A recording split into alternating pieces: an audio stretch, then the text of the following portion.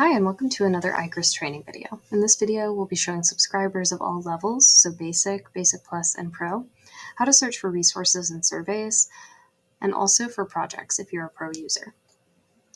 Once you've logged into ICRIS and completed your multi-factor authentication, you'll get to the home screen.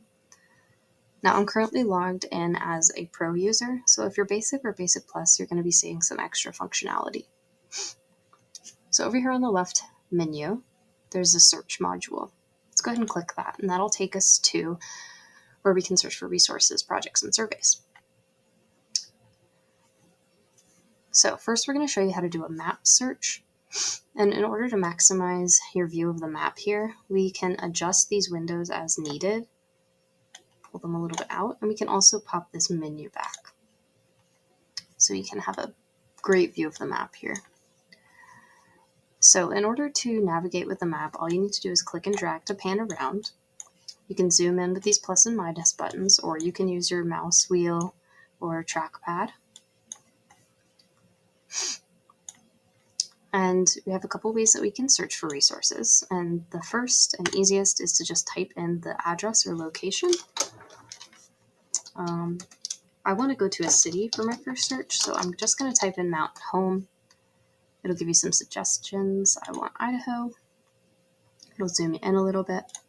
And you can see there are all these purple dots, and those represent the resources that are within our system.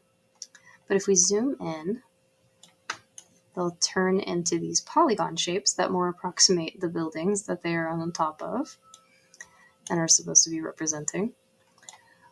And each polygon is actually colored for building, object, or structure, whereas you may see polygons on the map that are blue, and those are going to represent districts. We may see an example of that later. And if you're an SOI qualified individual using ICRIS, you'll be able to see archaeological sites as well. So this historic trash scatter up here is colored purple. The outlines around these polygons also indicate something as well. They represent the eligibility based on the National Register of Historic Places. So the solid lines are eligible properties, the dotted lines are ineligible properties, and the dashed lines are unevaluated. And all that information is within the resource data as well, which we'll demonstrate in just a moment. So a little bit about the map functionality too. Oh, and these green lines are linear resources, so canals, railroads, and all of that. So we can also demonstrate a few things about the map itself. So we have a few layers that we want to show you. So you can pop on and off the resources results if you ever need that. But we also have a little layer for TRS sections. So if you zoom out, you can see that square and get a little information about that specific section. You can do the same for the USGS quads as you zoom out. Click on it, get some information about those, and then turn them off. We also have a few value-added layers that we'd like to show you, and these are for Pro users only, but some of them are pretty cool. So this geology layer shows you all of these different polygons that are color-coded based on the lithology in the area. So this one from Mountain Home gives you this great description about alluvial deposits in the Quaternary. And then we also have this really cool mining layer. Go ahead and turn off the geology. It gives you some information about mining sites. And all of these layers are pretty cool, so I suggest getting into ICRIS and playing around with them when you can. And we also have a few different base maps that you can choose from. My favorite is the imagery hybrid base map because it gives you everything that Google Maps and Google Earth does, but it's right here in ICRIS. And you can still kind of see the polygons, so it's a little bit more difficult. Let's go ahead and turn this layer off, get back to streets for the more simplified view. Now let's click on a resource and see what we have. So this is the Turner Hotel. And you can see it pops up a little sneak peek of the information within this resource record.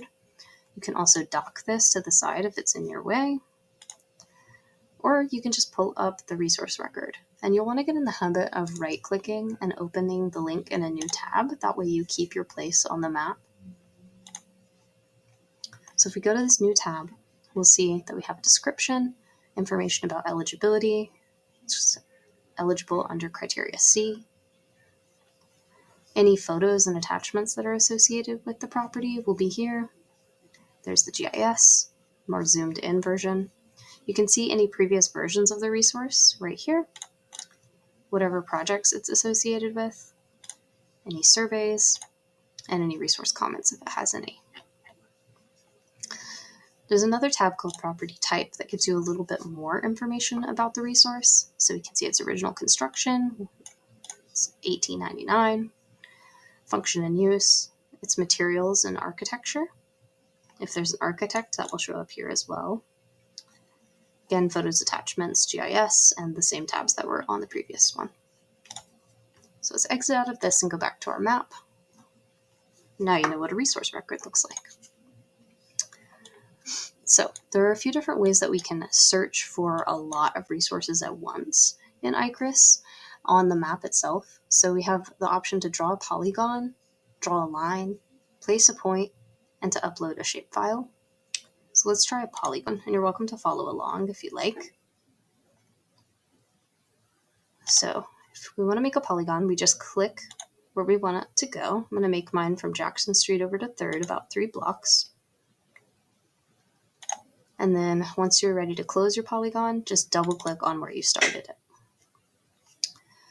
Okay, this is asking you to select a buffer distance using the slider, and we can make that 0, just so you know. But you can also use this slider to adjust it. You can input it if you know exactly how many miles you want your buffer to be. So I'm going to do 0.2. But you can also adjust the range here and just type in those boxes as well. And if you don't want miles, we have feet, meters, and kilometers, so you can change the unit as needed. So let's go ahead and submit. And this is going to pop up all our results in this table down here. So it goes over to 2 pages, and you can just sort through those.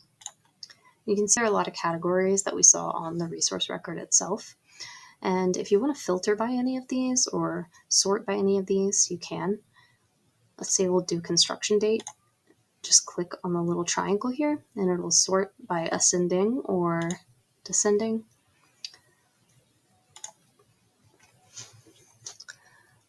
And then if you don't really need primary site type, so you can see it's blank because this is an archaeology category for the most part, you can click this little grid button.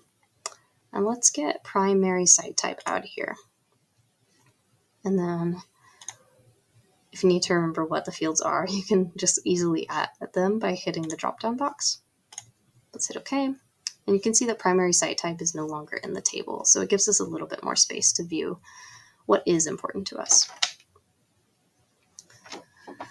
So with this information, you can export it as a CSV or you can download it as a shapefile. And then we can also access the resource record by right-clicking and opening in a new tab the Smithsonian number over here in the row. So it's just 2 different ways to search. And you can also zoom to whatever resource it is if you want to see which one it actually is on the map. Okay, and that is pretty much it for the polygon search. And when you're done or you want to do a new search, you just hit this X button, and there it goes. Okay, so the second thing we want to show you on how to search for resources is the linear search tool. So let's go from Main Street all the way to, well, let's say 13th Street. And all you do is just click to make a point, and then once you're done, double click. Let's say we change our unit to meters. Let's change our range to 50. Let's see what we get. Okay. Let's do 46.5 meters and then hit submit. Then here's our resources. Again, same sort of functionality as I showed you before with the polygon, and you can export those results. Okay, and then we clear. And then the last one we want to show you is how to search by point. So if you want to search everything in the vicinity of this building, can do so. We'll do kilometers just to give it a whirl. And then we've made this buffer. We'll hit submit. And again, our resources are down here. That's pretty much it for how to search on the map. The other way to search, though, is with the tabular. So let's go ahead and exit out and zoom all the way out back to the state of Idaho. Okay, we're going to clear our search filters. So we forgot to do that before we zoomed out.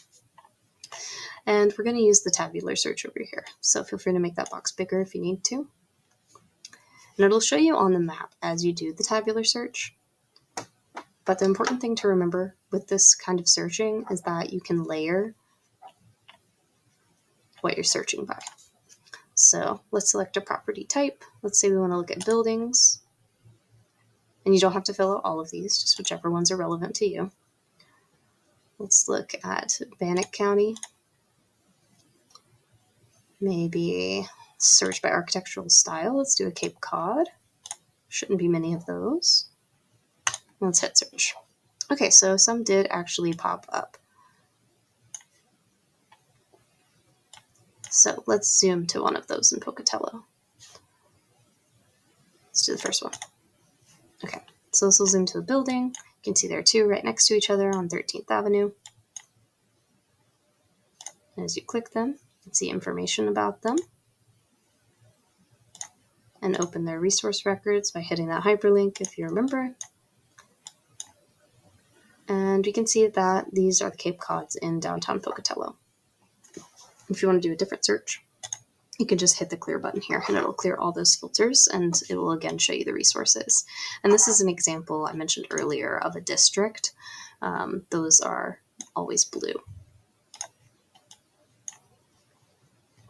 Okay, so that's pretty much it for searching a resource. The next thing that we're going to show you how to do is to search for surveys. Okay, so now we're at the survey search screen here. And surveys are available for any subscriber to search. You don't have to be a pro user. And the only difference here between this and a resource search is that these are the surveys that are in our system. You can still search by drawing a polygon, line, point, and uploading a shapefile. All you need to upload is a zipped shapefile.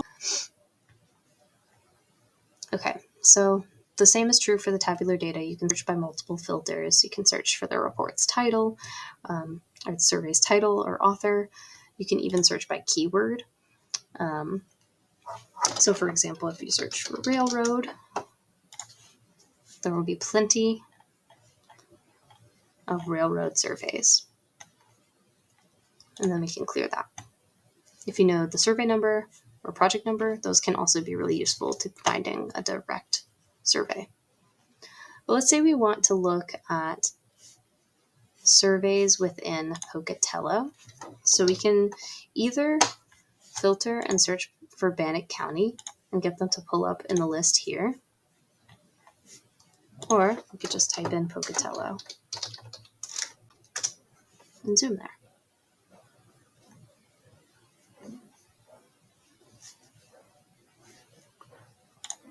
So as you can see, we have a lot of surveys in downtown Pocatello. But let's go ahead and click on this little one block survey in downtown Pocatello in Old Town. So when we go to click, we can see that it's popping up with this big survey area. When polygons are overlaid with other polygons, it can be difficult to select the one that you're looking for, but ICRIS will allow you to just view them as a page, and you can just hit the arrow button until it highlights the one that you're looking for. So this is what we want, the 2019 445 survey. Remember to right click and open in a new tab so you don't lose your place on the map. Okay, so this will show us the survey. It'll give us associated resources, any attachments to the GIS, and it'll also tell us some GIS details. So we can see that this survey was 5.8 intensive acres. It was in Bannock County, it was in the Pocatello South Quad, and it was in this TRS section. Okay, so let's get back to our map. We're going to exit the survey screen, and that's an old resource that we had pulled up. And we can exit out of this, and that is pretty much it for the survey search. Let's move on to the project search. And remember, this is only for pro subscribers. Okay, so these are all our projects. Okay, so an important thing to note about survey search is that the surveys that are populating on the map here are those that were created in ICRIS. So as you can see, these are a lot of test projects. All of the projects that are associated with our office are in the database and they are searchable, but they won't have GIS, so they won't be located on the map. So you can search them through the tabular search. You can search for determination of eligibility, Section 106, Section 110, Annual Report, CLJ Survey, Program PA Development, and by project status, so in progress, lead agency review, submitted to SHPO, complete, MOA, and SHPO. So we're going to search for complete Section 106 projects. And you'll only be able to click on complete projects, and you can see if they have GIS or not by hovering over this little section right here and this icon that says no GIS project location. But if they do have a project location, it will allow you to zoom to the shape. The only way that we can see in progress projects are if they are associated with our agency. So this account is associated with the Bureau of Reclamation, so I'm able to click on these projects and make the correct edits to them because they're associated with my agency. If they're not, it won't give us the hyperlink. It's only for completed projects. So let's open one of these and see what it looks like. So we'll open the link in a new tab. We can see the lead agency, the primary SHPO reviewers. With the newer projects, it will have a lead agency reviewer assigned. We can see the project finding. And this is one of the ones that has no properties or no effect.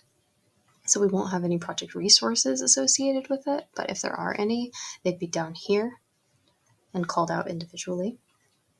There are project surveys, which will be here. And any project attachments that are associated with the project will be located here. Okay, so I've pulled up a project that does have an example of project surveys and project resources, so you can see what that looks like. And here they are. You can edit the site forms by clicking on these. You can open the survey by clicking on that hyperlink. And that's about it. That is how you search for projects in ICRIS. Thank you so much for tuning into this training video.